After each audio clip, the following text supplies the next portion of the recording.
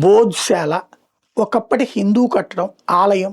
ఆ ఆలయాన్ని మసీదుగా మార్చారు ఆనాటి ముస్లిం రాజుల కాలంలో. దాన్ని అలాగే కొనసాగిస్తున్నారు. యాజ్ ఫర్ ముస్లిం సంప్రదాయాల ప్రకారం ఒకసారి ఆలయం కానీ అట్లాంటి కట్టడాల్ని మసీదులుగా వాడకూడదు. కానీ అహంకారం లేదంటే గనక ఒక రకమైనటువంటి శాడిస్టిక్ ప్లెజర్ కోసం హిందూ ఆలయాల్ని కూల్చిన చోట లేదా హిందూ ఆలయాల్ని మసీదుగా మార్చిన చోట ప్రార్థనలు చేస్తున్నారు. ప్రపంచంలో ఎక్కడా కూడా దాన్ని యాక్సెప్ట్ చేయదు వాళ్ళ మతమే. అది తప్పని కూడా చెప్తుంది. కానీ జరిగిపోతున్నాయి. దాని మీద ఇప్పుడు కోర్టులో విచారణ జరిగేది.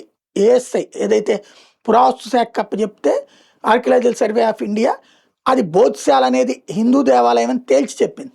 ఇప్పుడు అది హిందువులు మేము పూజ చేసుకోవడానికి అనుమతించాలని వాళ్ళంటే లేదు లేదు మేము ప్రార్థనలు చేసుకోవడానికి మాకు అనుమతించాలి, ఎన్నేళ్ళు మేము ప్రార్థనలు చేస్తుంటే ఇప్పుడు మేము ప్రార్థనలు ఎక్కడ చేసుకోవాలి అని కోర్టుకు వెళ్ళారు.